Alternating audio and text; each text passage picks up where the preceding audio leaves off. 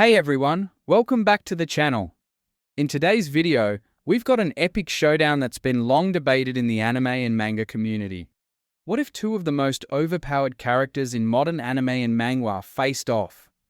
I'm talking about Sung Jin-Woo from Solo Leveling and Satoru Gojo from Jujutsu Kaisen. This battle is going to be intense. And while both of them are insanely powerful in their respective universes, we're going to break down their abilities, strengths, and weaknesses to figure out who would come out on top in a head-to-head fight.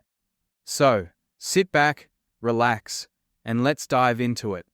Let's kick things off with Sung Jin-Woo, the Solo Leveling protagonist, who started off as a weak, bottom-tier hunter, but eventually became a literal god by the end of the series. Now, if you've been following the story, you know Jin-Woo's journey is nothing short of spectacular. Through his system-based power, he levels up in a way we've never seen before, gaining new abilities, stronger powers, and even greater control over his body. His main strength lies in his stat system, which grants him abilities that get more and more broken as he grows. He can heal almost instantly, boost his physical stats, and has an ability that allows him to summon undead minions to fight for him, including some of the most powerful hunters he's defeated along the way. But it's not just his raw physical strength that makes him dangerous. It's the sheer versatility of his abilities. By the time he gains access to the Shadow Sovereign power, he can manipulate shadows and create a nearly infinite army. Not to mention, Jin-Woo can use the ruler's authority, which gives him near-complete control over the battlefield. The more he fights, the more powerful he becomes, to the point where he reaches godlike status. And then, there's his true identity as the Shadow Monarch. He's literally the embodiment of the Shadow Monarch's power, which means he has immense control over space and time, making him nearly invincible against most opponents. Now, let's talk about Satoru Gojo from Jujutsu Kaisen, one of the most iconic and unstoppable characters in recent anime. Gojo is a special-grade sorcerer with powers that seem to break all logical rules. The main source of his insane strength comes from his limitless curse technique, which allows him to manipulate space itself. Gojo's most powerful ability is his infinity, which creates an impenetrable barrier between him and his opponent, allowing him to stop almost any attack before it even reaches him. On top of that, he has the Six Eyes, which gives him unparalleled perception and allows him to use his abilities at full capacity without exhausting himself. But it doesn't stop there. Gojo also has the curse technique Lapse, Blue, which manipulates the attraction of forces within space, and curse technique Reversal, Red, which creates explosive repulsive forces. He can also use Domain Expansion, Unlimited Void, which traps opponents in an infinite space where they're overwhelmed by endless information, rendering them completely paralyzed. Gojo is essentially unbeatable when he's at full strength. His control over space, time, and cursed energy is so profound that few opponents even come close to matching him. Alright, now that we've broken down their abilities, let's talk about what would actually happen if these two faced off. On paper, Gojo's infinity should give him a huge advantage. With his ability to stop any incoming attack, it seems like Jin-Woo would struggle to land a hit. Plus, Gojo can use his unlimited void to overload Jin-Woo's senses, potentially paralyzing him. However, here's the thing. Sung Jin-Woo's power isn't reliant on simple physical attacks. His Shadow Sovereign abilities give him an advantage in versatility. Jin-Woo's minions are not only powerful, but he can summon an army of top-tier hunters that could overwhelm Gojo if he gets too distracted.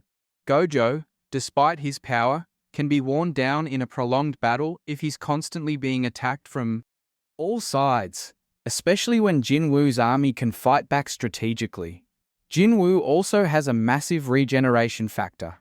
Gojo's attacks, while powerful, wouldn't be enough to stop someone like Jin-Woo, who has practically infinite stamina and the ability to heal himself. Gojo might land a few blows, but Jin-Woo can recover and continue fighting at full strength. One crucial factor here is Jin-Woo's mastery over space. We've seen in Solo Leveling that he can manipulate shadows and travel through them, making it hard for Gojo to predict Jin-Woo's movements. Gojo might think he's in control of the battle, but Jin-Woo can keep him on his toes with his unpredictability. Now, Gojo's biggest advantage is his infinity, and if he can keep Jin-Woo at a distance, he could win the fight. But, as we know, Jin-Woo isn't the type to give up or sit still. He adapts, and the more powerful he becomes, the harder it is for anyone, even Gojo, to keep up. In a one-on-one fight, Gojo has the upper hand initially. However, Jin-Woo's growth throughout the battle, his versatility with his shadow powers, and his near-invincible regeneration give him the upper hand in a long, drawn-out fight. So, after breaking everything down, why does Sung Jin-Woo win? First off, Gojo's infinity might stop an attack from Jin-Woo, but it doesn't stop everything Jin-Woo can do. His shadows are something Gojo would struggle to deal with. Not only can Jin-Woo heal himself continuously, but his shadow army provides a distraction that Gojo might not be able to ignore forever. Eventually, Jin-Woo's army could wear down Gojo's defenses. Secondly, Jin-Woo's ultimate ruler's authority could give him a massive advantage over Gojo. With this power, Jin-Woo could control the flow of the battle, disrupting Gojo's cursed energy and even controlling the space they're fighting in. While Gojo is incredibly powerful, he's not immune to having his powers suppressed or manipulated. And finally, Jin-Woo's growth. Every fight he's in, he gets stronger. Gojo, though powerful, has limits to how much he can improve in battle. He is restricted by his cursed energy reserves.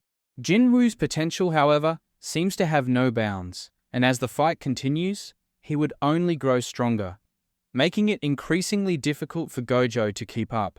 In the end, while Gojo is undoubtedly a terrifying force, it's Jin-Woo's relentless growth, adaptability, and overwhelming versatility that tip the scales in his favor. End quote. Adaptability and overwhelming versatility that tip the scales in his favor.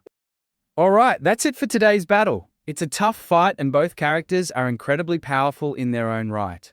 But when it comes down to it, Sung Jin-Woo's adaptability, regeneration, and infinite growth make him the ultimate winner. Let me know what you think in the comments below.